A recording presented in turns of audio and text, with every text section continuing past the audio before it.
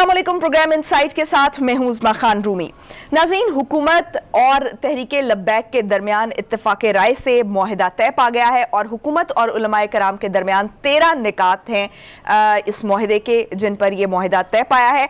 और तफसीलात ये हैं कि तहरीके लब्बैक सियासी धारे में शामिल होगी। तहरीके लब्बैक लॉन्ग मार्च और धरने नहीं देगी।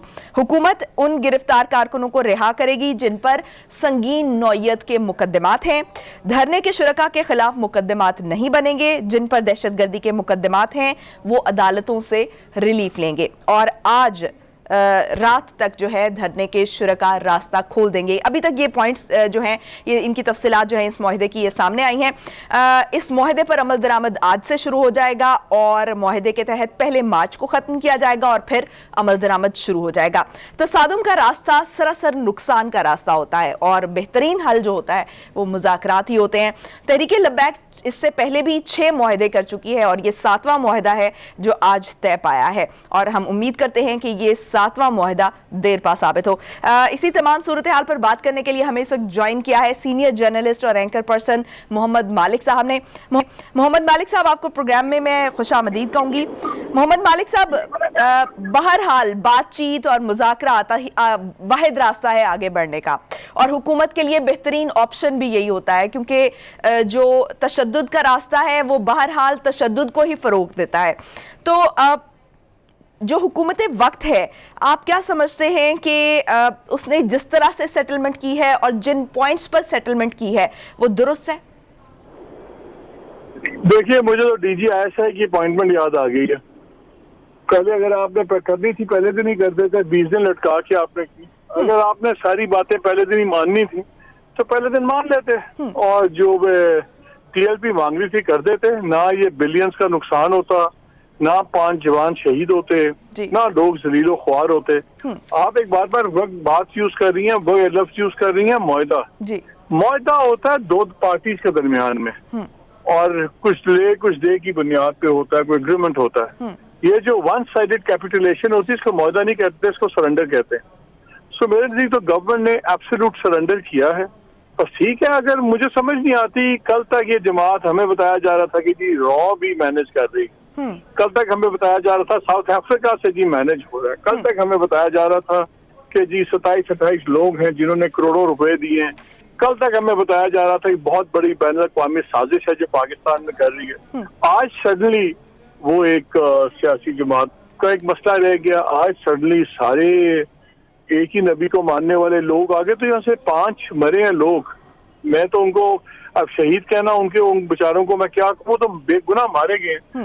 ये क्या, ये कोई नाउज़ुबिल्लाह कोई ये दायरा इस्लाम से खारिज थे क्या? कीड़े मकोड़े थे कि इनकी जिंदगियों की कोई कीमत नहीं थी? जो पहले 6 लोग पहले धरने में मरे थे, आज तक उनका कुछ नहीं हुआ। अब फौरन आपने अनाउंस कर दिया कि जी वो किसी का मुआहिदा, किसी पे मुकदमा नहीं होगा, तमाम रिहा हो जाएंगे। Who is responsible for these लोग? इनके जो बच्चे यतीम हुए, इनके जो खानदान तबाह हुए, जिनका आपको मुझे नाम तक नहीं पता। मुझे एक आदमी का नाम याद है, वो भी इसलिए क्योंकि उसका नाम आयरॉनिकली गुलाम रसूल था, कांस्टेबल का, जिसको रसूल अल्लाह के नाम के ऊपर मारा गया सड़क पे मार के। उस बेचारे का नाम गुलाम रसूल था, इसलिए मुझे उसका नाम याद है, बिकॉज ऑफ द आयरनी।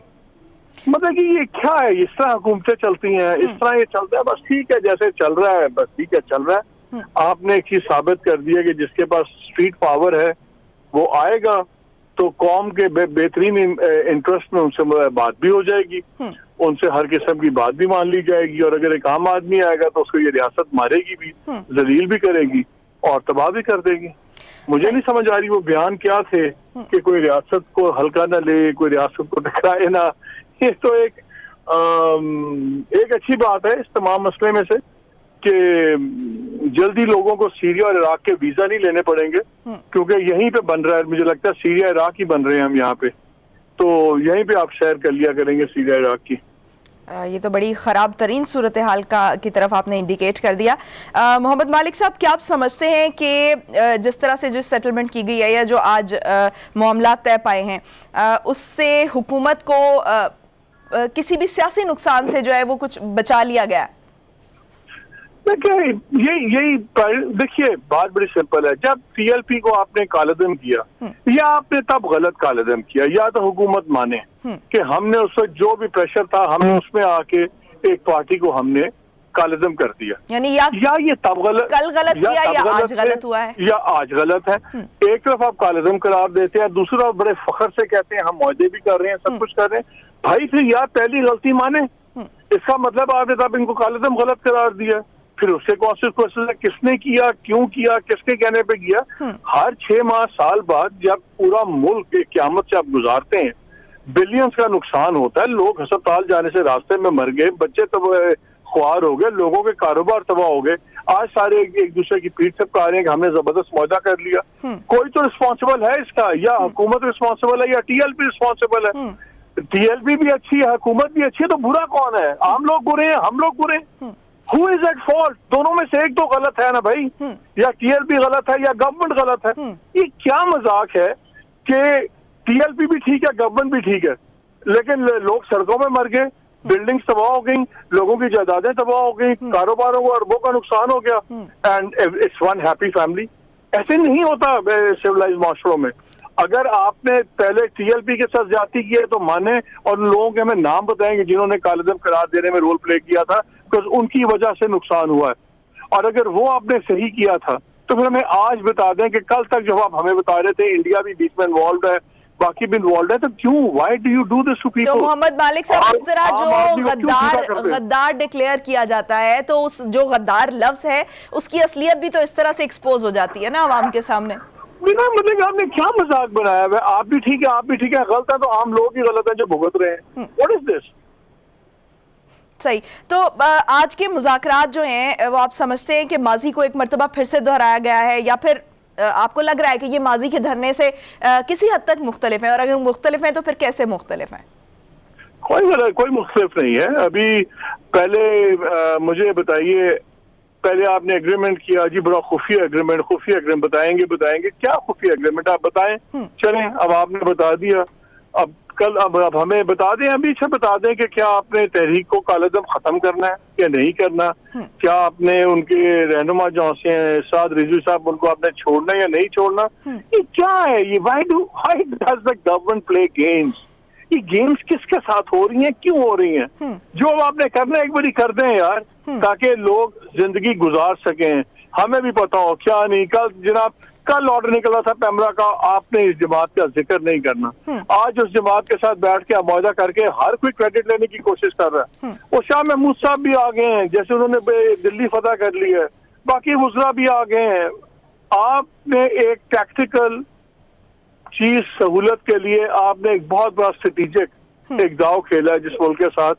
یہ اب آپ نے ایک میسج دیا, آپ نے ایک میسج یہ دیا جو طالبان کو بھی دیا تھا کہ جو طاقت کے ساتھ آئے گا اس کے ساتھ میں حکومت لیٹ جائے گی. تو بس ٹھیک ہے. محمد مالک صاحب, جو وزیر داخلہ ہیں وہ ایک طرف تو یہ کہتے ہیں کہ میں اس معاملے کو مکمل طور پر حل کرنا چاہتا ہوں تاکہ جو ہے 6 مہینے بعد دوبارہ سے یہ سر نہ اٹھائے, لیکن دوسری طرف وہ کہتے ہیں کہ اب انہوں نے رستہ تو دیکھ ہی لیا ہے, تو اگر پہلے واپس جا چکے ہیں, 7ویں دفعہ واپس جا چکے ہیں, تو 8ویں دفعہ بھی واپس چلے جائیں گے. تو یہ تو غیر سنجیدگی کا مظاہرہ اس طرح سے حکومت کی طرف سے کیا جا رہا ہے. میرا تو ایک ہی سوال ہے شاید سے, یا ٹی ایل پی غلط ہے یا حکومت غلط ہے.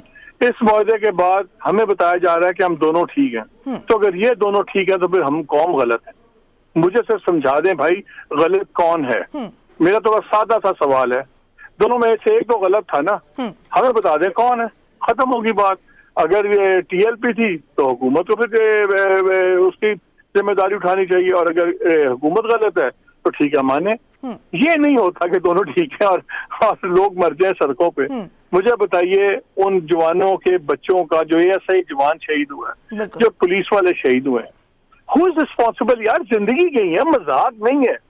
کسی کی گاڑی نہیں جلی, موٹر سائیکل نہیں خدا رسول کا نام لینے والے تھے, وہ لوگ بھی رسول صلی اللہ علیہ وسلم کو آخری نبی ماننے والے ہیں. بالکل ایسے. جواب دے کوئی اس بات کا. محمد مالک صاحب, بہت مشکل سوال ہے, جواب نہیں ہے ایکچولی اس کا. تو لیکن ہم یہ دیکھتے ہیں کہ دیز ٹائپ آف جو اسٹیٹ پروجیکٹس ہیں always gone wrong, تو ہمیشہ ریاست کو, عوام کو اس کو بھگتنا پڑتا ہے, اس کا نقصان اٹھانا پڑتا ہے, چاہے وہ سیاسی نقصان اٹھانا پڑے, مذہبی نقصان اٹھانا پڑے, اخلاقی نقصان اٹھانا پڑے یا پھر مالی نقصان اٹھانا پڑے. تو آپ کیا سمجھتے ہیں کہ حکومت کو ایسا کرنا کیا چاہیے کہ آئندہ کے لیے مذہب کو سیاست کے لیے استعمال نہ کیا جا سکے؟ حکومت بھڑکے نہ مارے, پھڑیاں نہ کرے, اور حکومت اتنا, اس کو انگریزی میں کہتے ہیں don't punch above your weight. ہم میں سے نہ آپ نے کہا تھا نہ میں نے کہا تھا, مجھے تو بیان میں نے ٹی وی پہ سنے تھے, ریاست کو یہ نہ سمجھا جائے. ہمیں ٹی وی پہ بتایا تھا ٹیررسٹ کی طرح ٹریٹ کریں گے. ہمیں ٹی وی پہ بتایا گیا تھا کہ جی انڈیا کے اس کے اندر انفلوئنس ہے, سب کچھ ہے. آج ہمیں ٹی وی سے بتایا گیا اسے سب اچھے ہیں, سب پاکستان کے بچے ہیں, سارے ہم اچھے ہیں, ہم بھی اچھے, تم بھی اچھے ہیں. میں بھی آپ کو یہ کہوں گا بس آرام سے اس پہ اعتبار کریں اور چلیں, اور جب 8واں دھرنا ہوگا تو تب بات کر لیں گے. پھر آج تو بھی ہم نتھنگ ٹو ایڈ ایکسپٹ اللہ سے پناہ مانگیں اور کچھ نہیں ہے. صحیح. مالک ساتھ ہی رہیے گا آپ, مجھے ایک بریک کا کہا جا رہا ہے, بریک سے واپس آئیں گے اور پھر یہیں سے گفتگو کے سلسلے کو آگے بڑھائیں گے. Stay with us.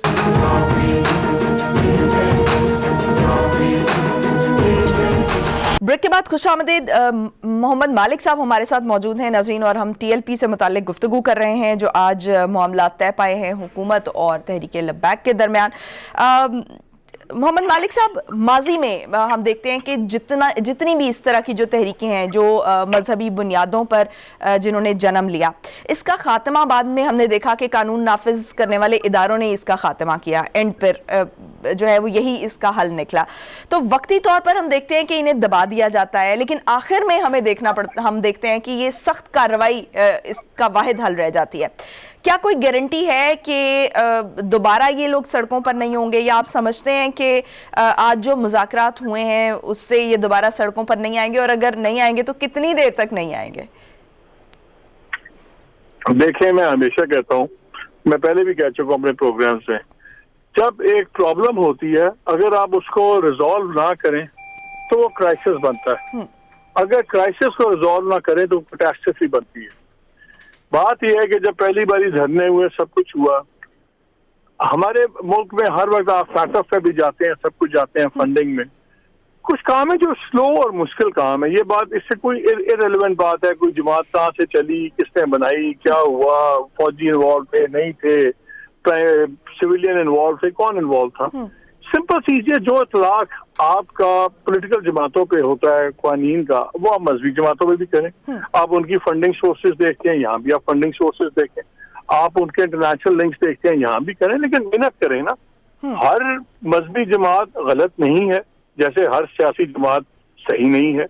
دونوں طرف, دونوں کے رینکس میں آپ کو اپرچونسٹ ملیں گے. مذہب کا بھی بہت زیادہ ایکسپلائٹ کیا جاتا ہے, لیکن کیا سیاسی پہ لیڈران نہیں کرتے؟ کیا انٹیریئر منسٹر جو ہیں, کیا انہوں نے اپنے الیکشن میں دعوات کے اوپر نہیں لکھا ہوا تھا آج کے رسول؟ تو اسی طرح ہر کوئی مذہب کے نام کے ساتھ کھیلتا ہے اس ملک کے اندر. بالکل. اصل چیز یہ ہے کہ آپ کو کچھ قوانین سخت کرنے ہوں گے, فنڈنگ پارٹیز کی نکالیں, آپ ان لوگوں کی جو کرمنل ریکارڈز ہیں وہ سامنے نکالیں, چاہے وہ سیاستدان ہے چاہے مذہبی, اور تبھی چیزیں ٹھیک ہوں گی. یہ نی جک ریاکشن بند ہونا چاہیے کہ جی آج ایک بندے نے جلوس نکال لیا تو اس کے پیچھے پڑ جاؤ. بھائی اس کے جلوس نکالنے سے 12 مہینے پہلے آپ کیا کر رہی تھی ایجنسیز, آپ کو پتا تھا. آپ آج چلے ہو گیا, آج یہ کام شروع کر دیں تمام پولیٹیکل پارٹیز کا, تمام ریلیجیس پارٹیز کا. فنڈنگ دیکھیں کہاں سے آ رہی ہے. ویسے ٹیکس یہ لوگ, چاہے وہ ہمارے مذہبی رہنما ہیں چاہے ہمارے سیاسی رہنما ہیں, ٹیکس دیکھیں تو جناب وہ 500 روپیہ سال کا دیتے نہیں ہیں. گاڑی کسی 5 کروڑ سے نیچے ہے کوئی نہیں. آج میں ان کی بھی دیکھ رہا تھا, ان کے بھی ایک رہنما جب وہ میٹنگ کے بعد ٹی وی سے بات کر رہے تھے اور کہہ رہے تھے ہم 8-10 لوگ آئیں گے, وہ بھی جو 3.5 کروڑ کی جیپ کے اندر بیٹھ رہے تھے. کوئی پوچھے بھائی یہ 3.5-4 کروڑ کی جیپ آپ کے پاس کہاں سے آئی ہے؟ بڑے سادے سوال ہیں. ایف بی آر کہتا ہے میرے پاس بڑی لسٹیں ہیں. مطلب کہ اٹس آل اباؤٹ منی. پوچھو نا یار, اگر مریم بی بی کی انکم نہیں ہے تو مریم بی بی کے پاس کروڑوں کی گاڑی کیوں نہیں؟ سملی بلاول صاحب ہو گئے, اسی طرح مذہبی لیڈر ہیں جو بھی ہیں, جس کے جو ریسورسز ہیں, آپ ایک بار ریسورسز سرٹیفائی کرنے شروع کر دیں, آدھے سے زیادہ لوگ تو ویسے ہی آپ کے سامنے بے نقاب ہو جائیں گے. بالکل. کوئی سیاست کے نام پہ ووٹ مانگتا ہے, کوئی مذہب کے نام پہ بناتا ہے لوگوں کو بیوقوف. ہر قسم کا سودا بکتا ہے یہاں پہ. لیکن وہی مسئلہ ہے نا کہ ایک ٹائم پہ ایک کو ٹارگٹ کیا جاتا ہے اور دوسرے کو چھوڑ دیا جاتا ہے, وہ سب کو اکٹھا پکڑنے والی اسٹریٹجی نہیں ہے.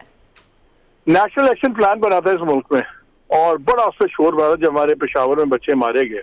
کہاں ہے وہ نیشنل ایکشن پلان؟ اتنا 2 نمبر کام ہوتا ہے. میں آپ کو بتاتا ہوں, میں نیشنل ایکشن پلان جب بنا تو اس میں ایک کمیٹی بنی ہیٹ سپیچ کی. جی بالکل. اس میں ہم کوئی 20-21 لوگ تھے, میرا بھی اس میں نام تھا.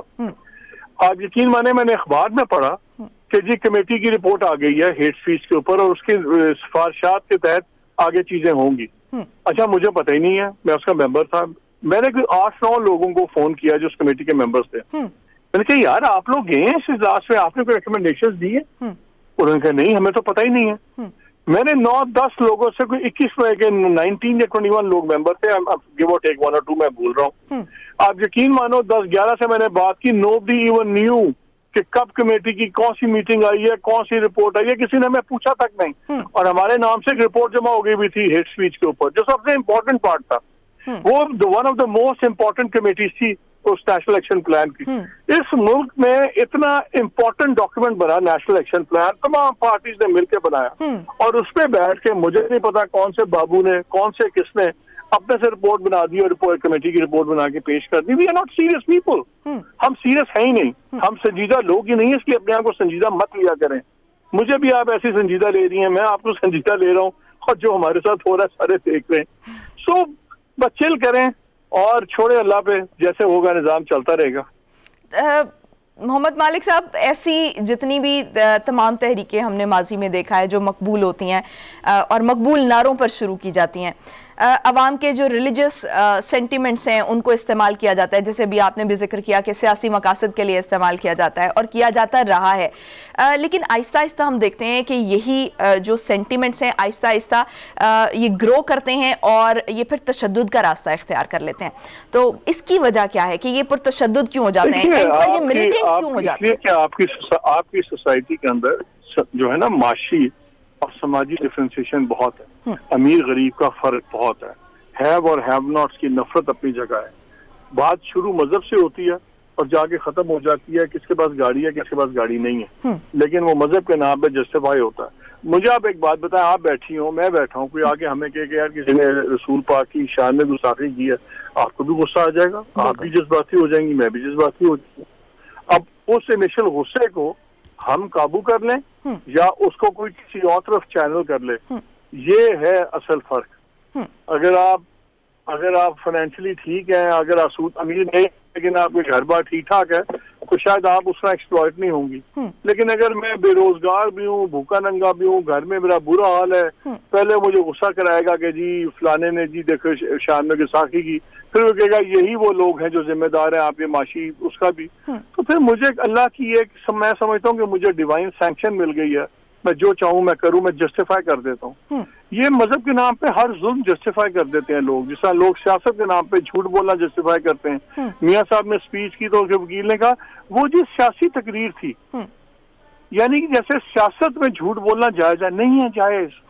آپ کے نبی کریم بھی سیاست دان بھی تھے, وہ جہاں مذہبی ہمارے رہنما تھے, ہماری بھی زندگیوں کا جس کو کہتے ہیں رول ماڈل تھے, وہ ایک لیول پہ سیاست دان بھی تھے, انہوں نے کبھی سیاست میں جھوٹ نہیں بولا.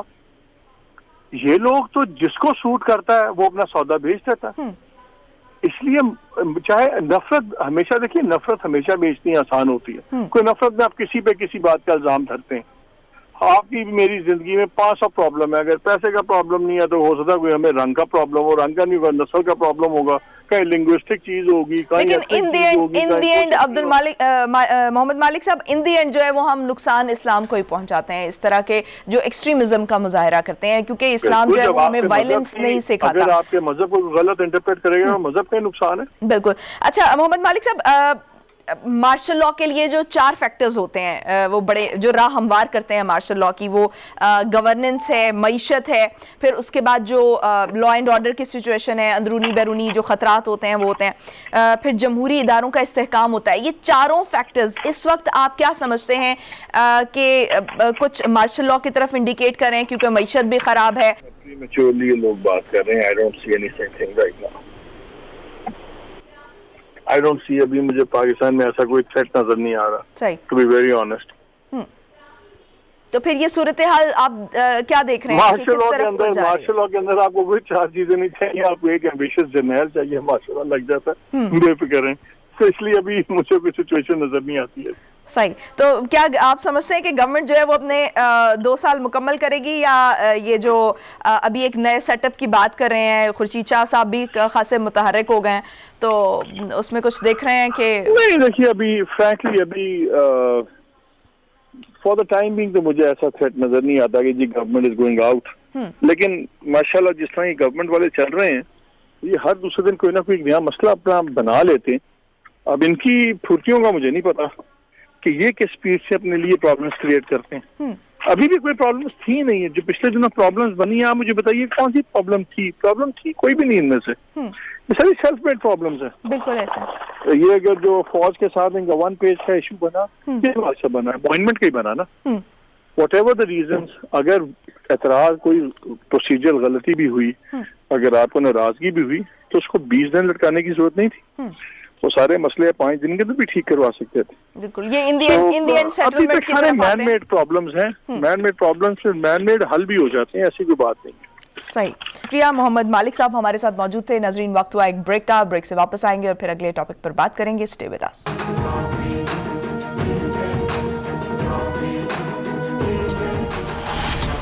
بریک کے بعد خوش آمدید ناظرین.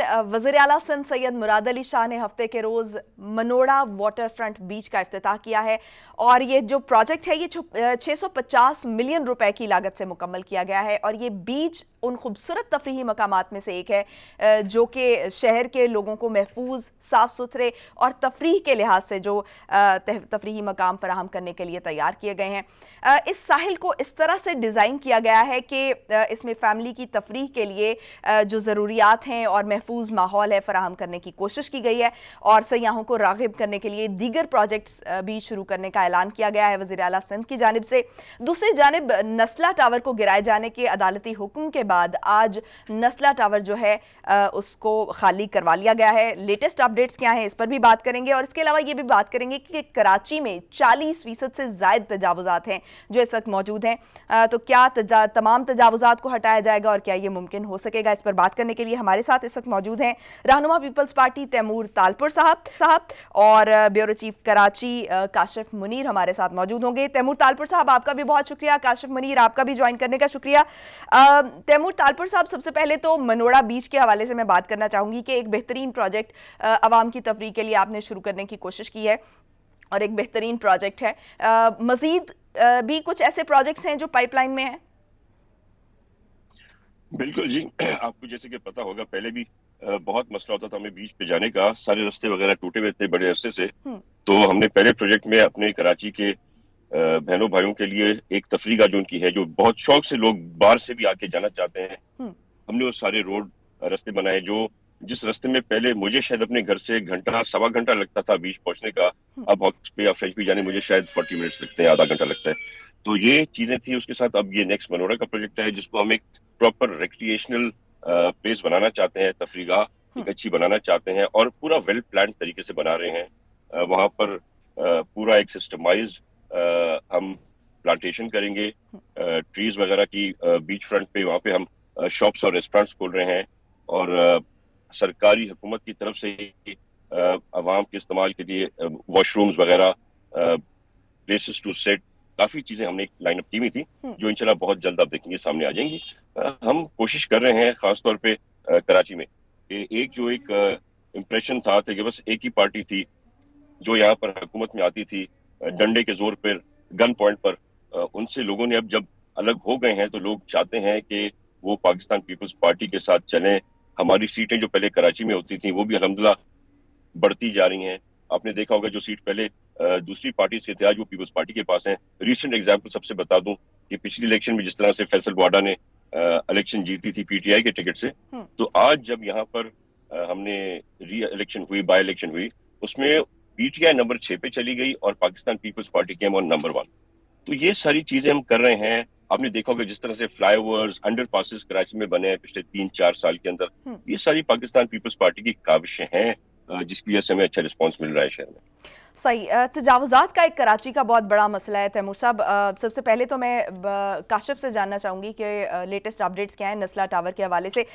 کاشف بتائیے گا کہ جو نسلہ ٹاور ہے اس کو آج سے خالی کرا لیا گیا ہے, کیا ڈیٹیلز ہیں اس کی؟ جی, نسلہ ٹاور کے حوالے سے 27 تاریخ جو ہے وہ لاسٹ ڈیٹ دی گئی تھی اس کو خالی کرانے کی. تاہم کچھ فیملیز نے اس حوالے سے ریکویسٹ کی تھی کہ ان کو سامان نکالنا ہے, اور اتوار کا جو ہے آج رات تک کا ٹائم دیا گیا. تقریباً جو رہائشی ہیں وہ یہاں سے چلے گئے ہیں. 27 تاریخ کی جب ڈیڈ لائن تھی اس سے پہلے یعنی اس سے دن جو ہے اس دن تک تمام جو ہے یوٹیلیٹیز جو تھیں, بجلی گیس پانی کے کنیکشن بھی جو ہے وہ منقطع کر دیے گئے تھے. جو فیملیز تھی متاثرہ, انہوں نے کچھ تو پہلے جو کرایہ دار تھے جو یہاں پہ کرایہ پر رہ رہے تھے تقریباً 14 کے قریب وہ فیملیز تھیں, وہ تو پہلے ہی شفٹ کر گئی تھی. اور جن کی جو مالکانہ حقوق پر تھے یہاں پر, انہوں نے جو ہے وہ کافی حد تک سامان جو ہے وہ اپنا اٹھا لیا تھا. کچھ کا سامان یہاں رہ رہا تھا جو جن کو نکالنے کے لیے ان کو کچھ ٹائم درکار تھا. تو جو ڈپٹی کمشنر ہیں انہوں نے بھی اس حوالے سے جو ہے وہ کافی کوآپریٹ کیا کہ جب تمام فیملیز گھر خالی کر رہی ہیں تو انہوں نے بھی ان کو مزید ٹائم دیا. آج رات 12 بجے تک یہ نسلہ ٹاور جو ہے وہ مکمل طور پر خالی ہو جائے گا, اور اس کو جو ڈیمولش یعنی جس کے گرانے کا عمل ہے وہ اب کس طرح شروع کیا جاتا ہے وہ اب دیکھنا ہے, کیونکہ اس حوالے سے جدید ٹیکنالوجی کا جو استعمال کرنے کا کہا گیا تھا وہ تو بظاہر اب مشکل دکھائی دیتا ہے, کیونکہ کاشف یہ ٹیکنالوجی تو ہمارے پاس ہے ہی نہیں. جی, جیسے میں نے آپ سے کہا کہ اس حوالے سے اخبار میں اشتہار بھی دیا گیا, اور کیا کہتے ہیں جو ہے کمشنر کراچی نے اس حوالے سے کہا بھی کہ جو ہے وہ جو لوگ اس میں انٹرسٹڈ ہیں وہ آ جائیں سامنے. تو ابھی تک پاکستان کے اندر جو جدید ٹیکنالوجی ہے جس سے دنیا بھر میں جس طرح یہ جدید اور بلند عمارتیں گرائی جاتی ہیں وہ نظام تو ممکن نہیں ہے کہ یہاں ہو سکے. تو بظاہر ایسے ہی لگتا ہے جس طرح کہ کراچی میں جو بلند و بالا عمارتیں جو یا تو جو پرانی ہے یا جن کو گرایا جاتا ہے اس کا طریقہ کار یہ ہے کہ چھت سے جو ہے مزدور اس کو توڑنا شروع کرتے ہیں اور اوپر سے جو ہے وہ نیچے تک آتے ہوئے جو اس کو توڑا جاتا ہے. جو یہ سارا عمل ہے اگر یہ بلڈنگ اس طرح ہی توڑی جاتی ہے جس طرح کراچی میں عمارتیں توڑی جاتی ہیں تو اس میں 4 سے 6 ماہ کا جو عرصہ ہے وہ اس میں لگ سکتا ہے. جو ماہرین ہیں ان کا کہنا یہ ہے کہ اس میں کم سے کم جو ہے 4 اور زیادہ سے زیادہ 6 سے 7 ماہ کا عرصہ لگے گا اس پوری بلڈنگ کو توڑنے کے لیے. اس بلڈنگ کی جگہ پہ سارا ملبہ ہٹانے کے لیے تقریباً 6 سے 7 ماہ درکار ہوں گے. کاشف یہ بھی بتائے گا کہ عدالت کی طرف سے حکم دیا گیا تھا کہ اس ٹاور کو گرانے کے جو اخراجات ہیں وہ بلڈر ادا کرے گا اور وہی پیمنٹس کرے گا جو رہائشی ہیں یہاں کے. تو اس حوالے سے کیا پیش رفت ہوئی ہے؟ رہائشی ادا نہیں کریں گے, جو بلڈر ہے وہ ادا کرے گا. اور اس حوالے سے یہ بھی کہا گیا ہے کہ اگر بلڈر اس کے جو گرانے کے اخراجات ہیں وہ اگر نہیں دیتا تو جو اس کے اخراجات ہیں وہ اس کے کاغذات کے ساتھ منسلک کر دیا جائے, اور جب یہ زمین نیلام کی جائے تو اس میں سے جو بلڈنگ توڑنے کے اخراجات ہیں وہ نکال دیے جائیں. اس بلڈنگ کو توڑنے کے اخراجات بھی کافی زیادہ آئیں گے. جیسے میں نے آپ کو بتایا کہ 6 سے 7 ماہ جو ہے اس میں تخمینہ لگایا جا رہا ہے کہ مزدور اس میں کام کریں گے, سامان نکالا جائے گا, تو اس پہ کافی خرچہ اس کا آنا ہے. اور اسی حوالے سے معزز عدالت نے احکامات جاری کیے ہیں کہ اگر بلڈر اس حوالے سے پیمنٹ ادا نہیں کرتا تو جب بلڈنگ کو فروخت کیا جائے گا تو اس میں سے اس کے تمام اخراجات جو ہیں وہ نکال لیے جائیں. صحیح. کاشف منیر ہمارے ساتھ چونکہ تیمور تالپور صاحب بھی موجود ہیں, میں ان سے جاننا چاہوں گی کہ اس سلسلے میں کہ جو متاثرین ہیں ان کو رقوم واپس دلائی جا سکیں, حکومت سندھ کیا کردار ادا کر سکتی ہے؟ دیکھیں جی, یہ تو ایک ایسا فیصلہ ہے جو کورٹس کا ہے. ہم نمائندے ہیں, ہم بہت عزت کرتے ہیں کورٹ کی, پر کبھی کبھی زیادتی ہو جاتی ہے کورٹ کی طرف سے بھی. میرے خیال سے نہ ہی ایسا کوئی بڑا قصور اس بلڈر کا تھا اور نہ ہی ان لوگوں کا جنہوں نے اپنی ساری زندگی جمع پونجی اکٹھی کر کے اور وہاں پر اپنے گھر بسائے. لیکن تیمور صاحب تجاوزات تو تجاوزات ہیں نا. ابھی آپ دیکھیں کہ کراچی میں 40% سے زائد اگر تجاوزات ہیں تو پھر جو خریدنے والے ہیں ان کا کیا قصور ہے اس میں؟ تو لیکن جنہوں نے بنائے ہیں, جنہوں نے یہ غیر قانونی تجاوزات بنائی ہیں ان کا تو قصور بنتا ہے, اور حکومت سندھ بھی جو ہے وہ اس میں رسپانسبل بنتی ہے. بالکل. اگر آپ ذرا بیک گراؤنڈ میں جب اس چیز کا ذرا آپ جائزہ لیں, یہ کس زمانے بنی تھی؟ یہ تب بنی تھی جب ایم کیو ایم کا دور تھا, جب سٹی گورنمنٹ بھی ایم کیو ایم کی تھی اور پروونشل حکومت میں بھی ایم کیو ایم شامل تھی. اور میرے خیال سے ان لوگوں کو کیفے کردار بھی لانا چاہیے تھا جو اس ٹائم کے آفیسرز تھے, جن لوگوں نے اس چیز کی منظوری کی, جن نے یہ پرمیشن دی, ایک انلیگل چیز کو لیگل کیا گیا. تو اس میں زیادہ قصور ان لوگوں کا ہے جو اس ٹائم پر تھے. پر سندھ حکومت پہ جو ذمہ داری رکھی گئی ہے, جو हमें इनके फाइनेंशियली जितना हम हेल्प करना चाहते हैं हम करेंगे इनको। मैं समझता हूँ कि एक बहुत बड़ा फंड है जो अभी पड़ा हुआ है आपकी हुकूमत के पास, जो हमने कोर्ट्स में जमा कराया था, जिसपे सिंध का राइट है। उन पैसे में से मैं समझता है कि हमने ऑलरेडी 1 बिलियन तो शायद अलग कर दिया है, और बाकी पैसे भी जो हमें दरकार हैं, अगर वो फंड हमें पोर्ट बैरिया टाउन के पैसे देती है, हम उससे बड़ा इजीली और बड़े आराम से इन सब लोगों की एक प्लान जो हमने बनाया है, स्केड्यूल, एक प्लान हमने क्राइटेरिया रखा है इनका, उस क्राइटेरिया में हम इन सबको घर भी दे सकते हैं और उनके मसले मसाइल सारे उसमें हल भी करके दे सकते हैं। तो I am hopeful that the courts will help us in that. सही। अच्छा काशिफ, ये बताइएगा कि जो मुतासिरीन को रकम देने का कहा था उसका कोई तरीकाकार बनाया गया है? तो अभी तक कोई तरीकाकार वाज़ेह नहीं आया है। मेरी इस हवाले से जो रिहायशी जहाँ से छोड़कर जा रहे थे सामान अपना उठाकर, तो सबसे ज्यादा जो उनकी परेशानी ये थी, उनका कहना ये था कि हमने मौजूद अदलिया के अहकामात पर घर खाली कर दिए हैं। अदालत ने इस बारे में अहकामात भी जारी किए हैं कि जो इनकी रकूम जो है वो मार्केट वैल्यू के हिसाब से दी जाए। ताहम अब तक ये सूरत सामने नहीं आई है कि इनकी पेमेंट किस तरह की जाएगी। इस तरह जो है ये अहम मामला ये है कि जो उनकी परेशानी का सबब भी यही है, क्योंकि घर खाली कर घर किराए पर लेना या दूसरी जगह शिफ्ट होने में भी कई लाख रुपए इस पर सिलसिले में दरकार होते हैं। घर तो तमाम लोगों ने खाली कर दिए हैं, जो किराएदार थे उन्होंने भी, और जिनके पास मालकाना हकूक थे, और यहाँ पर बहुत सारे फ्लैट ऐसे भी थे जिनके मालकान मुल्क में नहीं है, मुल्क से बाहर है। तो अब सबसे बड़ा मामला ये है कि जो लोग यहाँ पर घर खाली कर गए हैं, इस तरह से बिल्डर की जानिब से ये कंफर्मेशन नहीं हुई है कि पेमेंट के हवाले से कोई डेडलाइन दे दी गई है कि इस तक अदा कर जाएगी। अदालत ने तो इस हवाले से वाज़ेह अहकाम जारी कर दिए हैं कि आपने इनको अदायगी करनी है, लेकिन ये अदायगी किस वक्त तक होनी है, क्या उसकी डेडलाइन है, ये एक अहम मामला है। सही, बहुत शुक्रिया। काशिफ मुनीर हमारे साथ मौजूद थे। तैमूर तालपुर साहब, अब मौजूदा हुकूमत ने, जो सिंध की हुकूमत है, वो इस वक्त क्या इकदाम कर रही है कि नई जो तजावुजात हैं वो ना बनाई जा सकें? देखिए, ये तो पुराने जमाने की बातें थी। ये चाइना कटिंग के दौर अब खत्म हो गए, खलास हो गए। अब हमारा इशू ये नहीं है कि ज्यादा ऐसे खुदा का हम नहीं बनने देंगे, उस पर कोई हमारा कॉम्प्रोमाइज नहीं है।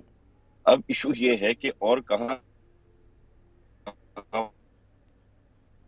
पर ऐसे शॉपिंग आर्केड्स बनी हुई है, उनको हम क्या करेंगे और उनका कैसे हल निकालेंगे। तो पूरा जो मसला था वो पास्ट का है, जो बन चुकी है चीजें। आगे तो हमने बहुत सख्ती की हुई है, जब से हम हुकूमत में आए हैं तब से ऐसी चीजें नहीं हो रही। बड़ा ब्लैंकली हमने इन सब चीजों को बंद किया हुआ है, और हमारे जो डिपार्टमेंट्स है सिटी गवर्नमेंट के बड़ी अच्छी तरह से इस पे काम कर रहे हैं। तो द प्रॉब्लम इज नॉट कि फ्यूचर में क्या बनेगा, प्रॉब्लम इज कि जो पुराने थे वो कहाँ से चीजें निकलती आएंगी और उनके हल हम कैसे निकालेंगे। सही। शुक्रिया। तैमूर तालपुर साहब हमारे साथ मौजूद थे। नाज़रीन, प्रोग्राम का वक्त खत्म हुआ चाहता है, मुझे दीजिए इजाजत। पाकिस्तान की हमेशा पाइंदगी की दुआ के साथ अल्लाह हाफ़िज़।